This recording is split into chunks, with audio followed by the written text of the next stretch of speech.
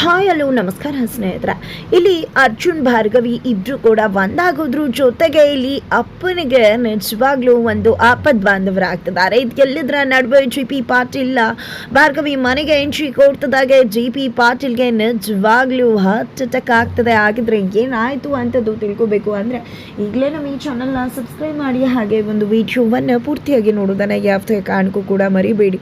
ಇಲ್ಲಿ ಭಾರ್ಗವಿಗೆ ಏನು ಮಾಡಬೇಕು ಗೊತ್ತಾಗ್ತಿಲ್ಲ. ಬಿಕಾಸ್ ಅವರ ಅಪ್ಪನ ಪರಿಸ್ಥಿತಿ ಆ ರೀತಿ ಆಗಿದೆ. ಸಂಧ್ಯಾ ಕೂಡ ನನ್ನದಾಗಿ ಯಾವುದೇ ರೀತಿ ನಿಮಗೆ ತೊಂದರೆ ಆಗಬಾರ್ದು ಅಂತ ಡಿಸೈಡ್ ಮಾಡಿ ಈ ನ್ಯಾಯನೂ ಬೇಡ ಏನೂ ಬೇಡ, ಇಷ್ಟು ದಿನ ಆಗಿದೆ ಸಾಕು ಅಂತ ಹೇಳಿ ಅವಳ ಊರಿಗೆ ಹೊರಟ್ಬಿಟ್ಟಿದ್ದಾಳೆ. ಈ ಕಡೆ ಭಾರ್ಗವಿಗೆ ಏನು ಮಾಡಬೇಕು ಅಂತ ಗೊತ್ತಾಗ್ತಿಲ್ಲ. ತನ್ನಿಂದ ಯಾರನ್ನ ಕೂಡ ಸರಿಯಾಗಿ ನೋಡ್ಕೊಳ್ಳೋಕೆ ಆಗ್ತಿಲ್ಲ ಅನ್ನೋ ನೋವು. ಈ ಕಡೆ ಅತ್ತೆ ಕೂಡ ನೀನು ನಿಜವಾಗ್ಲೂ ಕೂಡ ಎರಡನ್ನ ಬ್ಯಾಲೆನ್ಸ್ ಮಾಡೋದು ಕಷ್ಟ ಆಗ್ತಿತ್ತು. ಈಗ ಸಂಧ್ಯಾ ಹೇಗೂ ಹೋಗಿದ್ದಾಳೆ, ನಿನ್ನ ಅಪ್ಪ ಅಮ್ಮನ ನೋಡು ಕೂಸೆ, ಖಂಡಿತವಾಗ್ಲೂ ಕೂಡ ಅವ್ರಿಗೋಸ್ಕರ ಬದುಕು. ಖಂಡಿತವಾಗ್ಲೂ ನೀನು ನ್ಯಾಯ ಧರ್ಮ ಅಂತ ಹೋಗ್ಕೊಂಡು ಈ ರೀತಿ ಎಲ್ಲ ಆಗ್ತದೆ. ಖಂಡಿತವಾಗ್ಲೂ ಅಪ್ಪ ಅಮ್ಮನಿಗೆ ನ್ಯಾಯ ಧರ್ಮ ಏನು ಯೋಚನೆ ಮಾಡು. ನಿಜವಾಗ್ಲೂ ಅವರು ಈ ಮಟ್ಟಿಗೆ ಇಳ್ತಿದ್ದಾರೆ, ಅಣ್ಣನ ಈ ಮಟ್ಟಕ್ಕೆ ತಂದಿದ್ದಾರೆ ಅಂದರೆ ಖಂಡಿತ ಅವ್ರಿಗೆ ಏನು ಮಾಡೋದಕ್ಕೂ ಹೆಸೋದಿಲ್ಲ. ಅಂಥವ್ರ ಸಾಹಸ ನಮಗೆ ಬೇಕಾಗಿದೆ. ದಯವಿಟ್ಟು ಸುಮ್ಮನೆ ಇದ್ಬಿಡು ಭಾರ್ಗವಿ. ಹೇಗೋ ಸಂಧ್ಯಾ ಹೋಗ್ಬಿಟ್ಟಿದ್ದಾಳೆ, ಇನ್ನು ಮುಂದೆನಾದರೂ ಅಪ್ಪ ಅಮ್ಮನ ಬಗ್ಗೆ ಯೋಚನೆ ಮಾಡು ಅಂತ ಹೇಳ್ತಾರೆ. ಹಾಗಿದ್ರೆ ಅತ್ತೆ ನಾನು ಯಾವತ್ತೂ ಕೂಡ ಅಪ್ಪ ಅಮ್ಮನ ಕಡೆ ಕಣಿಸಿಲ್ವಲ್ಲ ಅಂತ ಭಾರ್ಗವಿ ಹೇಳ್ತಿದ್ರೆ, ಕಡೆ ಕಣಿಸಿಲ್ಲ ಕೂಸೆ, ಆದರೆ ಖಂಡಿತವಾಗ್ಲೂ ಕೂಡ ಎರಡನ್ನು ಸಮತೋಲನ ಮಾಡೋದು ಕಷ್ಟ ಆಗ್ತಿತ್ತು ಅಂತ ಕೂಡ ಹೇಳ್ತಾರೆ ಅತ್ತೆ. ಇತ್ತ ಕಡೆ ಭಾರ್ಗವಿಗೆ ಏನು ಮಾಡಬೇಕು ಗೊತ್ತಾಗ್ತಿಲ್ಲ. ಇದರ ನಡುವೆ ಅಮ್ಮ ಅಪ್ಪನ ಪರಿಸ್ಥಿತಿ ನೋಡೋಕ್ಕಾಗ್ತಿಲ್ಲ. ಆದರೂ ಕೂಡ ಇಲ್ಲಿ ಸಂಧ್ಯಾ ಈಗೇನೋ ಈ ರೀತಿ ಹೋಗ್ಬಿಟ್ಟಿದ್ದಾಳೆ, ಹಾಗಂದ ಮಾತ್ರಕ್ಕೆ ನಾನು ಆ ಕೇಸನ್ನು ಸುಮ್ಮನೆ ಬಿಡೋಕ್ಕಾಗೋದಿಲ್ಲ ಅಂತ ಕೂಡ ಅವಳ ಮನಸ್ಸಲ್ಲಿ ಆಲೋಚನೆ ಇದೆ. ತದನಂತರ ಇಲ್ಲಿ ಖಂಡಿತವಾಗ್ಲೂ ಅಪ್ಪಂಗೆ ಟ್ರೀಟ್ಮೆಂಟ್ ಕೊಡಿಸ್ಬೇಕಾಗಿದೆ. ಅದಕ್ಕೋಸ್ಕರ ನಾನು ಕಷ್ಟಪಟ್ಟು ದುಡಿಲೇಬೇಕಾಗತ್ತೆ. ಸೇವಿಂಗ್ಸ್ ಮಾಡಿ ಅಪ್ಪಂಗೆ ಟ್ರೀಟ್ಮೆಂಟ್ ಕೊಡಿಸ್ತೀನಿ. ಇನ್ನು ಮುಂದೆ ಮೊದಲು ಹಾಗೆ ರಿಜಿಸ್ಟರ್ ಅದು ಇದು ಎಲ್ಲವನ್ನ ಕೂಡ ಶುರು ಮಾಡ್ಕೋತೀನಿ. ನಂತರ ಸ್ವಲ್ಪ ಸಮಯಾವಕಾಶನೂ ಕೂಡ ಹೋಗಿ ಕೋರ್ಟ್ ಹತ್ರ ಕೇಳ್ಕೋತೀನಿ ಈ ಒಂದು ಕೇಸ್ನ ನಡೆಸೋದಕ್ಕೆ ಅಂತ ಹೇಳ್ತಿದ್ದಾಗ ಇಲ್ಲಿ ಅಮ್ಮ ಬರ್ತಾರೆ. ಅಮ್ಮ ಬಂದಿದೆ, ಏನು ಮಾತಾಡ್ತಿದ್ಯಾ, ಇಷ್ಟೆಲ್ಲ ಆದಮೇಲೂ ಕೂಡ ಕೇಸು ನ್ಯಾಯ ನೀತಿ ಅಂತ ಹೋಗ್ತಿದ್ಯಾ ಅಂತ ಕೇಳ್ತಿದ್ದಾರೆ. ಏನಮ್ಮ ಮಾತಾಡ್ತಿದ್ಯಾ, ಹಾಗಂತ ಇಲ್ಲಿ ತನಕ ಸುಮ್ಮನೆ ಬಂದಿದ್ದೀವ, ನಾವು ಎಷ್ಟು ಕಷ್ಟಪಟ್ಕೊಂಡು ಬಂದಿದ್ದೀವಿ, ಇಲ್ಲಿ ತನಕ ಬಂದ ಮೇಲೆ ನಾವು ಕೇಸನ್ನು ಬಿಡೋಕ್ಕಾಗತ್ತಾ ಅಮ್ಮ, ಏನು ಮಾತಾಡ್ತಿದ್ಯಾ ನೀನು ಅಂತ ಭಾರ್ಗವಿ ಹೇಳ್ತಿದ್ರೆ, ಏನಮ್ಮ ಯಾಕೆ ನಿಮ್ಮ ಅಪ್ಪನಿಗೆ ಪರಿಸ್ಥಿತಿ ಆಗಿದ್ರು ಕೂಡ ಇನ್ನೂ ನಿನಗೆ ಬುದ್ಧಿ ಬಂದಿಲ್ವಾ, ದಯವಿಟ್ಟು ನೀನು ಕಾಲು ಕಟ್ಕೊಂಡು ಕೇಳ್ಕೊತೀನಿ, ದಯವಿಟ್ಟು ನನ್ನ ಗಂಡನ ಉಳಿಸ್ಕೊಟ್ಬಿಡ, ಅದನ್ನ ಬಿಟ್ಟು ನಾನು ಇನ್ನೇನು ನಿನ್ನ ಹತ್ರ ಕೇಳೋದಲ್ಲ, ನನ್ನ ಗಂಡನ ಮೊದಲು ಹಾಗೆ ಮಾಡಿಕೊಡು ಅಂತ ಹೇಳಿ ಕಾಲಿಟ್ಕೊಳ್ಳೋಕ್ಕೆ ಮುಂದಾಗ್ಬಿಡ್ತಾರೆ ಇಲ್ಲಿ ಅಮ್ಮ ಅನ್ನಪೂರ್ಣ ಅವರು. ಆದರೆ ಇಲ್ಲಿ ಭಾರ್ಗವಿ ಅಂತೂ ಅಮ್ಮ ಏನು ಮಾಡ್ತಿದ್ಯಾ ನೀನು ಅಂತಿದ್ದಾಗೆ ಅರ್ಜುನ್ ಬರ್ತಾರೆ. ಅರ್ಜುನ ನೋಡಿದ್ದೆ, ಇಲ್ಲಿ ಅಮ್ಮ ಏನಪ್ಪ ನೀನು ಇಲ್ಲಿ, ಅದೇ ನೀನು ಅವತ್ತು ಇದೊಂದು ದೇವಸ್ಥಾನದ ಹತ್ರ ಸಿಕ್ಕಿದೆ, ಅದೇ ಅವತ್ತು ಮಿಕ್ಸಿ ರೆಡಿ ಮಾಡ್ಸೋಕೆ ಬಂದಿದ್ದೆ ಅಲ್ವಾ ಅಂತ ಹೇಳ್ತಿದ್ರೆ, ಹೌದು ಅಮ್ಮ, ಆದರೆ ಅದೇನು ಎಂತೂ ಎಲ್ವನ ಕೂಡ ಇನ್ನೊಂದಿನ ಹೇಳೋಣ, ಇವತ್ತು ನಾನು ಭಾರ್ಗವಿ ಅಪ್ಪನ ನೋಡೋಕೆ ಬಂದಿದ್ದೀನಿ ಅಂತ ಹೇಳ್ತಾರೆ. ಈ ಕಡೆ ಭಾರ್ಗವಿ ಕೂಡ ಹೌದು ಇವ್ರು ನನ್ನ ಸ್ನೇಹಿತರು ಅಂತ ಕೂಡ ಹೇಳಿದಾಗ, ಸರಿ ಆಯಿತಪ್ಪ ರೂಮಲ್ಲಿದ್ದಾರೆ ಹೋಗಿ ನೋಡಿ ಅಂತ ಹೇಳ್ತಾರೆ. ಮೊದಲೇ ಪೂರ್ಣಿ ಅಮ್ಮಂಗೆ ನಿಜವಾಗ್ಲೂ ಕೂಡ ಅರ್ಜುನ್ ಅಂದರೆ ತುಂಬ ಇಷ್ಟ, ತನ್ನ ಮಗಳಿಗೆ ಕೊಟ್ಟು ಮದುವೆ ಮಾಡಬೇಕು ಅಂತ ಅವರಿಬ್ಬರು ಪ್ರೀತಿಸಿದ್ರೆ ನಿಜವಾಗ್ಲೂ ಮನಸ್ಸಿಂದ ಒಪ್ಕೊಂಡು ಮದುವೆ ಮಾಡಿಸ್ಬಿಡ್ತೀನಿ ಅಂತ ಹೇಳಿದ್ರು. ಫೈನಲಿ ಅರ್ಜುನ್ ಮನೆಗೆ ಬಂದಿದ್ದಾರೆ.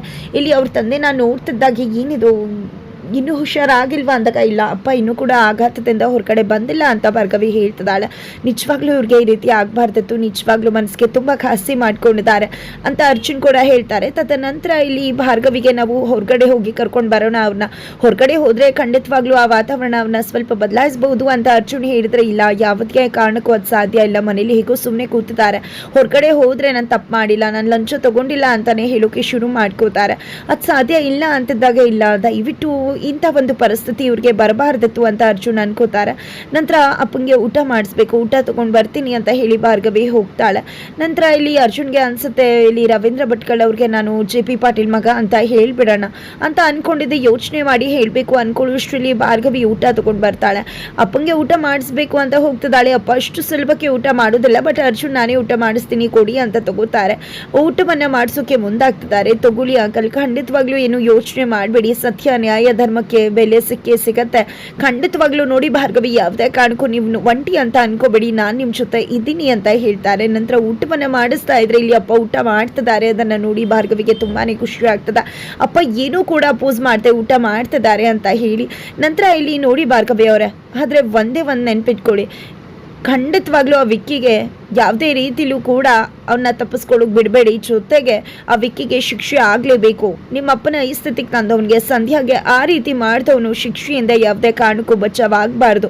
ಯಾರೇ ಬರಲಿ, ಎಂಥ ಪರಿಸ್ಥಿತಿ ಬರಲಿ, ನಾನು ನಿಮ್ಮ ಜೊತೆ ನಿಂತ್ಕೋತೀನಿ, ನೀವು ಒಂಟಿ ಅಲ್ಲ ಅಂತ ಅರ್ಜುನ್ ಹೇಳಿದ ತಕ್ಷಣ ಅಲ್ಲೂ ಕೂಡ ಅಪ್ಪ ರಿಯಾಕ್ಟ್ ಮಾಡ್ತಿದ್ದಾರೆ.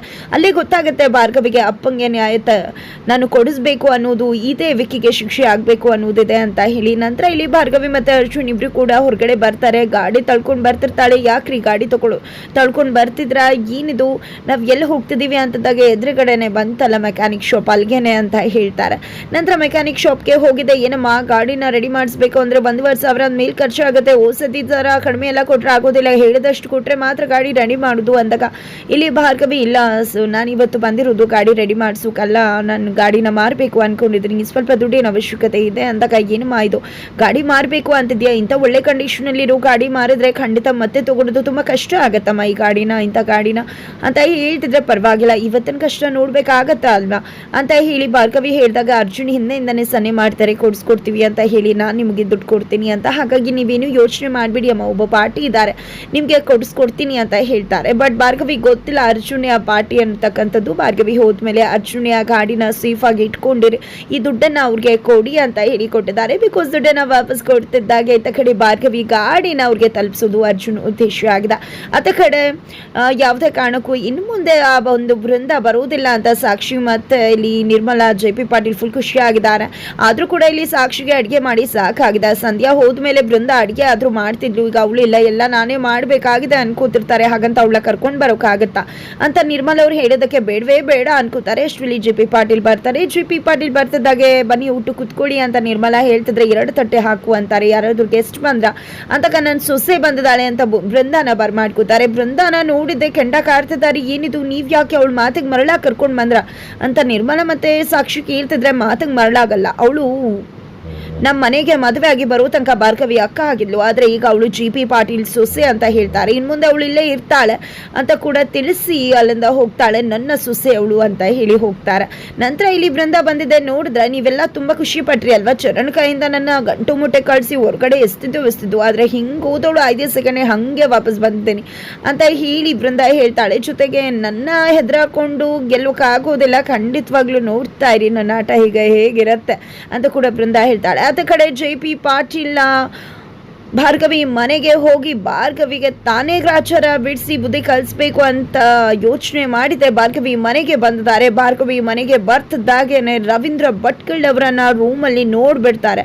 ನೋಡಿದ್ದೆ ತಡ, ರವಿ ನಿನ್ನ ಮಗಳ ಭಾರ್ಗವಿ ಅಂತ ಹೇಳ್ತಿದ್ದಾರೆ. JP ಪಾಟೀಲ್ನ ಕೂಡ ರವೀಂದ್ರ ನೋಡ್ತಿದ್ದಾಗೆ ಕೆಂಡ ಕಾಡ್ತಿದ್ದಾರೆ. ಫೈನಲಿ ಭಾರ್ಗವಿ ರವೀಂದ್ರ ಮಗಳು ಅನ್ನೋ ವಿಷಯ JP ಪಾಟೀಲ್ಗೆ ಗೊತ್ತಾಗಿದೆ. ಹಾಗಿದ್ರೆ ಏನಾಗುತ್ತೆ ಮುಂದೆ? ಇತ್ತ ಕಡೆ ಅರ್ಜುನ್ ಕೂಡ ಭಾರ್ಗವಿ ಪರವಾಗಿ ನಿಂತ್ಕೊಂಡಿದ್ದಾರೆ. ಅಪ್ಪನ ಎದುರು ಮಂದೆ ಬಿಡ್ತಾರ.